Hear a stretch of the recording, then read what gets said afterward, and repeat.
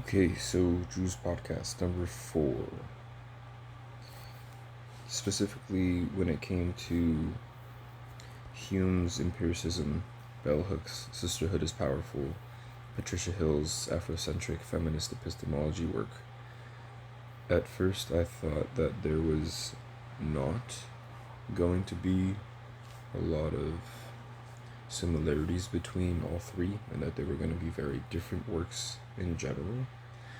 But after reading through everything and kind of slowing down a little bit because they were pretty heavy. At least Hume's work is a bit heavier than I thought it was going to be. But Patricia Hill's work is also very heavy and layered but super profound. I found this really interesting idea, and the idea is basically that there are two different ways of presenting information. One is something that is described in Patricia Hill's work, is basically the Anglo white male presentation and validity and process of giving something credit, which is a bit more academic. It's almost in a way scientific, and it can be a bit detached. And even though this is really important for certain types of presentations, it is very different from what she describes as the black woman's, I don't want to say communal, but it's almost like the communal way of processing information from a black woman's perspective in certain contexts, being the narrative way of presenting something. So, to give an example, if there were someone that was presenting an idea, a set of information, or something as knowledge, then what most people would maybe not think of doing, which would be incorporating the person's life and experience into the claim, is something that she basically tells us is really important from a certain narrative way of looking at it. And specifically in her work, there's this quote that popped out at me, and it says, the assessments of an individual's knowledge claims simultaneously evaluate an individual's character, value, and ethics. African Americans reject the Eurocentric masculinist belief that probing into an individual's personal viewpoint is outside the boundaries of discussion. Rather, all views expressed in actions and actions taken are thought to derive from the central set of core beliefs that cannot be other than personal. Does Aretha really believe that black women should just get respect? Or is she just mouthing the words? Is a valid question in an Afrocentric feminist epistemology. Knowledge claims made by individuals respected for their moral and ethical connections to their ideas will carry more weight than those offered by less respected figures. And I think that's a very important and very profound thing to say, that someone, not even that someone, but any person making any claim, regardless of whatever their credits are or whatever degrees they have, it isn't the whole picture if they're not being looked at as a whole. And that's really something different than what I'm used to hearing, with the way that I was kind of accustomed to things being presented, that logic and scientific fact were going to be the ultimate set of credits that a person could have, or like that's kind of the max limit, that's the best that anyone could do. But Patricia Hill's work and breakdown of how in certain communities of black women, whether it's in the church, whether it's in just groups themselves.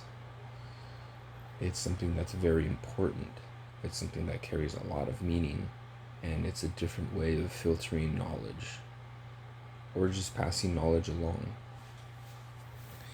And I thought that was going to be very much so in opposition to what Hume's empiricism tells us.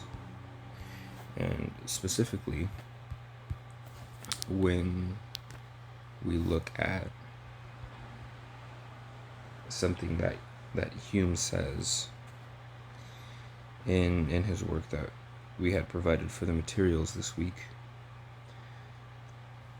I quote, "In reality, all arguments from experience are found on similarity which we discover among natural objects, and by which we are induced to expect effects similar to those which we have found to follow from such objects.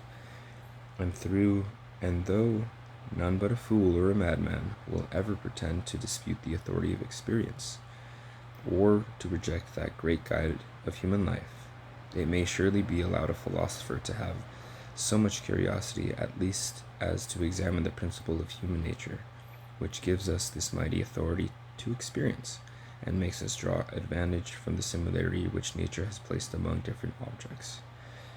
And specifically, when he says, basically, the disputing of the authority of experience, and as to examine the principle of human nature, which gives this mighty authority to experience, I thought those are really key statements, because it really gives the experience a tangible and physical sense of embodiment, at least to me, in that it's not just about the physically tangible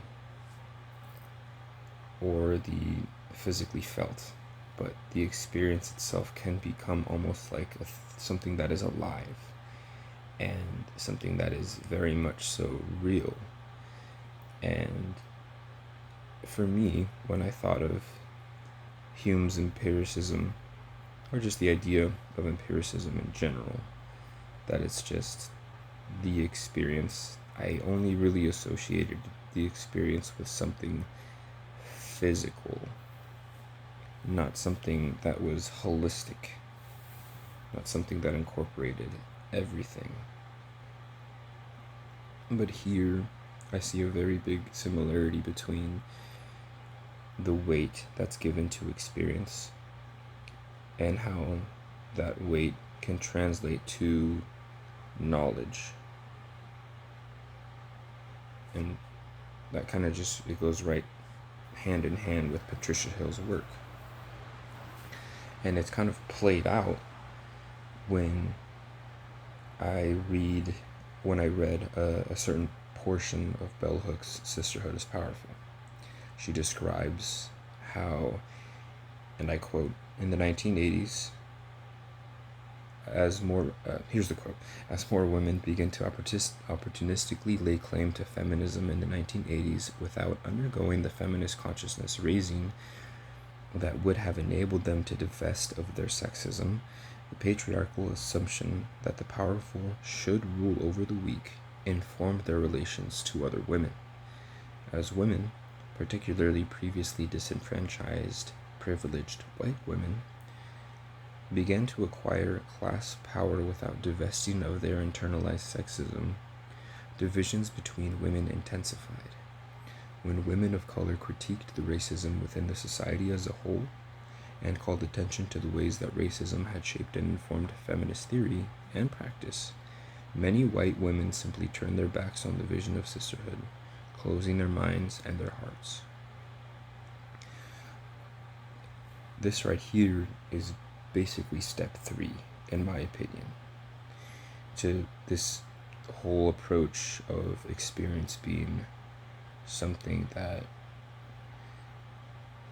it can be a physical embodiment of knowledge, and how that physical embodiment of knowledge based off of experience leads to these profound statements. So you have step number one, which is Hume's empiricism, that the experience itself becomes tangible.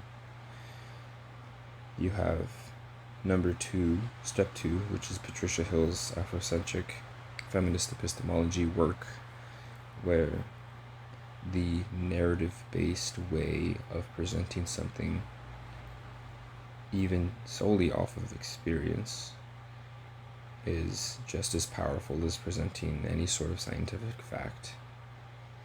And then you have step three, which is Bell Hook's record of how her experience, first person, leads to this narrative that's alive and carries weight. And I think that's pretty profound, because these are three different people with three different backgrounds from three different times. And it's really interesting. It was very heavy to get through the work or the material, but it was interesting to see the differences and the similarities. And overall, I thought it was going to really be something that differed, that everything was going to just be different because there were three different people, but there's more similarity than I thought there was going to be. So, as to why it's important that we examine epistemology through different social perspectives, I think if we don't, then we lose out on a lot of potentially very profound, very informative information, experience, and knowledge. I don't know if I already said knowledge, but knowledge, experience, wisdom, and just pictures. I guess you could say that we will miss out on many different pictures of an overall photo book, if you will. So if you were to take a picture of the same object with three different lenses and three different focuses, you'll see three different things. And if you were to only see things through one perspective or one set of lenses, then that's the only picture you'll ever have of it. But if you have multiple different perspectives, multiple different focuses, then you will get a better overall understanding for what the picture can be or what it can represent. And without that, I think we will honestly not progress. I think that it's very tied up with progress in any respect, to whether it's just psychology, whether it's philosophy, whether it's any social work. It's really important that we always take into account what someone else's narrative is